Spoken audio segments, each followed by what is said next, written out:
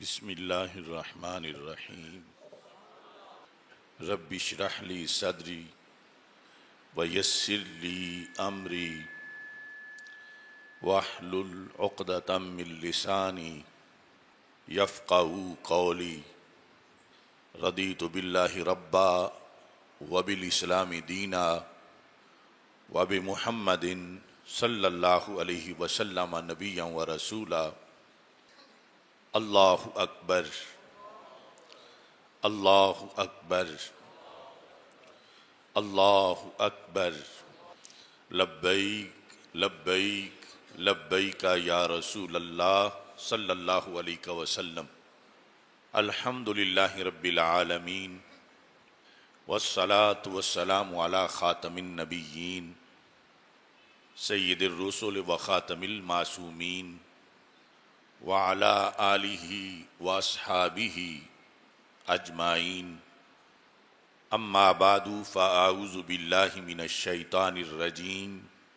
بسم اللہ الرحمن الرحیم الا بذکر اللہ تطمئن القلوب صدق اللہ العظیم وصدق رسولہ النبی الکریم الامین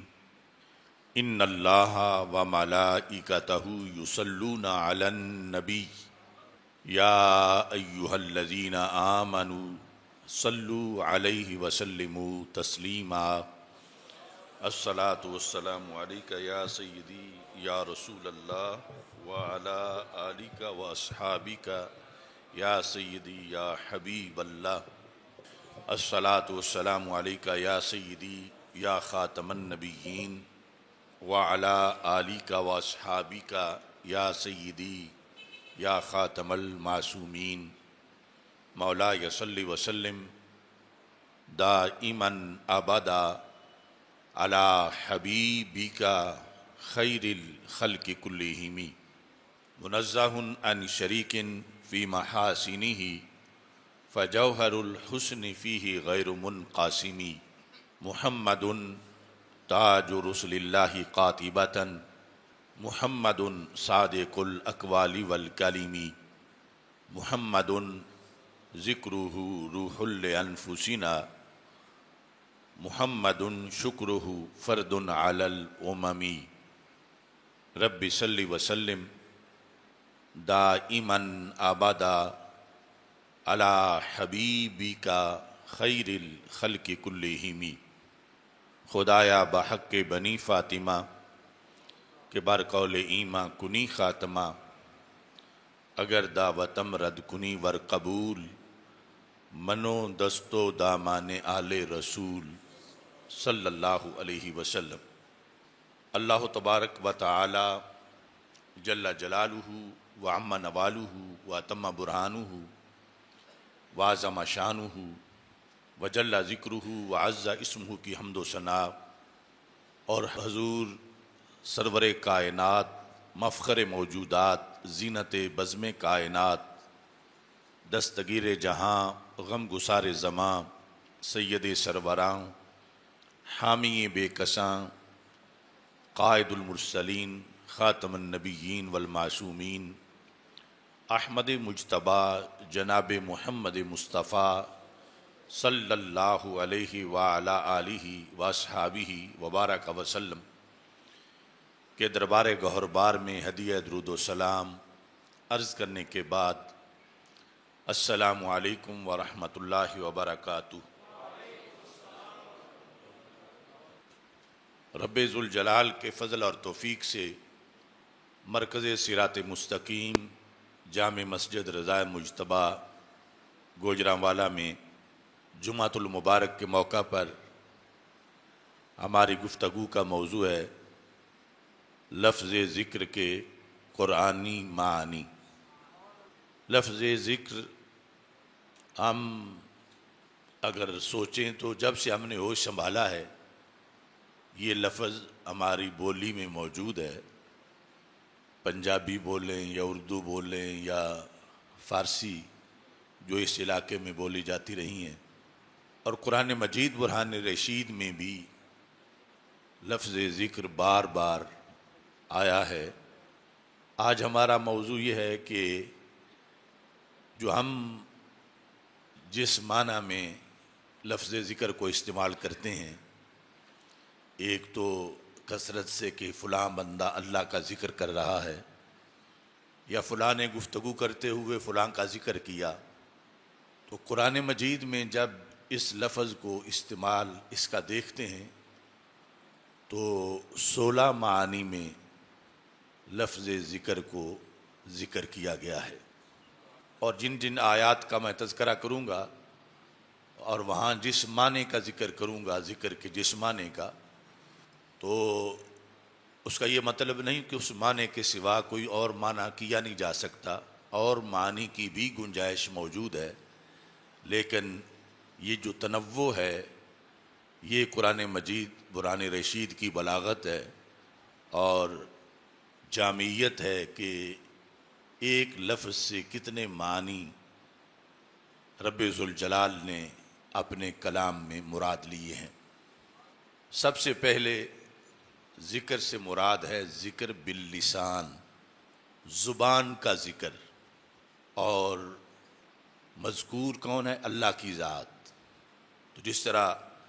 سورہ بقرہ میں ہے آیت نمبر 200، خالق کائنات جل جلالہ ارشاد فرماتا ہے فَإِذَا قَضَيْتُم مَنَاسِكَكُمْ، جب تم حج کے مناسک ادا کر لو، فَاذْكُرُوا اللَّهَ، اللہ کا ذکر کرو، كَذِكْرِكُمْ آبَاءَكُمْ، جس طرح تم جاہلیت کے زمانے میں اپنے آبا کا یہاں ذکر کرتے تھے، او اشد ذکرا، یا اس سے بھی شدید یعنی بلند آواز میں اللہ کا ذکر کرو۔ تو یہاں ذکر قلب نہیں بلکہ ذکر باللسان ہے، اور ذکر سے مراد اللہ کا ذکر ہے، یعنی اللہ کو یاد کرنا، زبان کے ساتھ یاد کرنا۔ فَاذْكُرُوا اللَّهَ كَذِكْرِكُمْ آبَاءَكُمْ، یعنی اس وقت جو صحابہ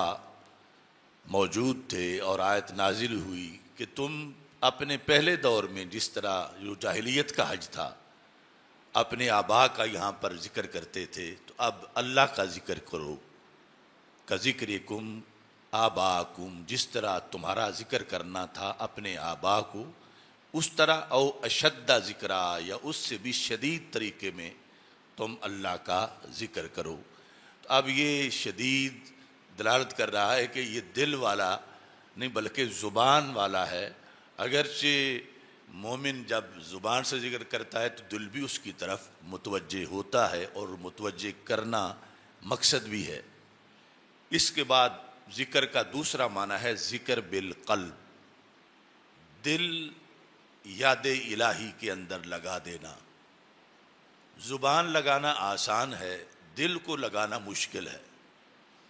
زبان پر بندے کا کنٹرول جتنا ہے اتنا دل کے خیالات پر کنٹرول نہیں ہے، لیکن پھر بھی یعنی وہ خیالات بندے کے کنٹرول کے اندر آ سکتے ہیں کہ بندہ اپنے آپ کو ذات باری تعالیٰ کی طرف متوجہ کرے، مگر یہ ذکر باللسان سے مشکل معاملہ ہے کہ دل کہیں اور سوچے ہی نہیں اور اللہ ہی کی طرف دل جو ہے وہ متوجہ رہے۔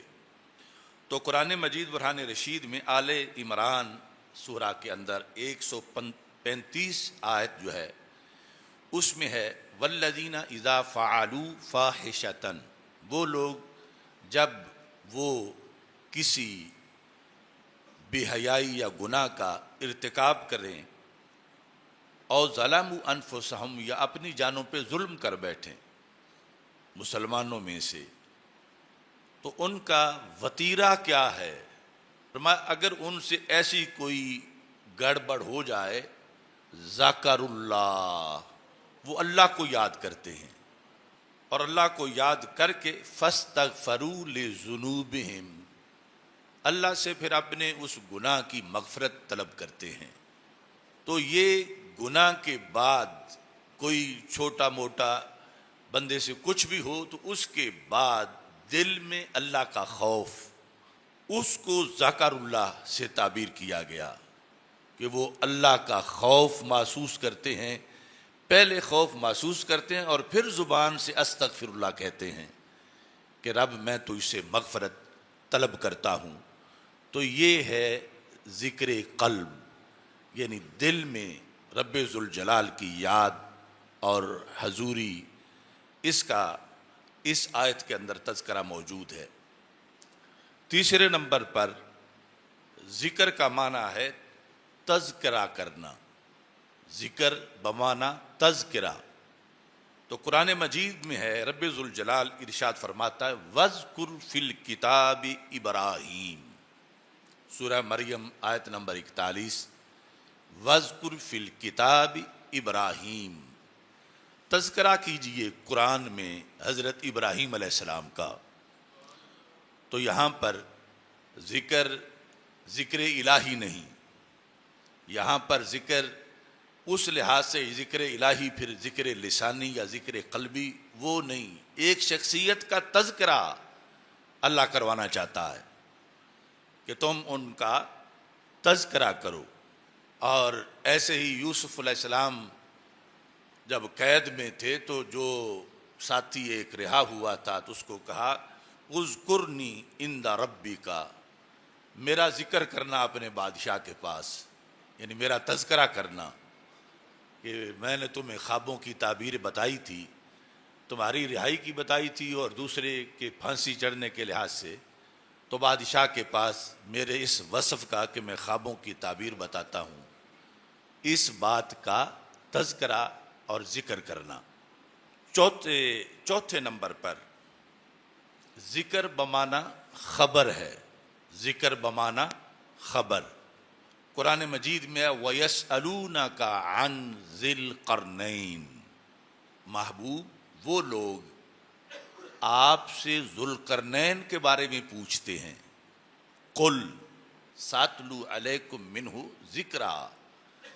کہ کچھ وقت بعد میں تمہیں اس کی خبر دوں گا کہ وہ کون تھا، اور اس کے بارے میں جو معلومات ہیں جو ویسے ایک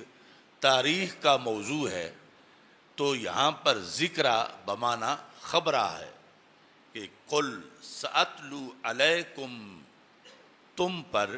میں تلاوت کروں گا، میں کروں گا کیا، منہ ذکرہ، ان ذوالقرنین کے بارے میں جو خبر ہے وہ تمہیں میں پڑھ کے سناؤں گا اور اس کے بارے میں تمہیں باخبر کروں گا۔ تو یہ سورہ کہف میں آیت نمبر 83 کے اندر ذکر بمعنی خبر ہے۔ ایسے ہی 5ویں نمبر پر ذکر بمعنی واعظ ہے، یعنی جو مثلا میں تقریر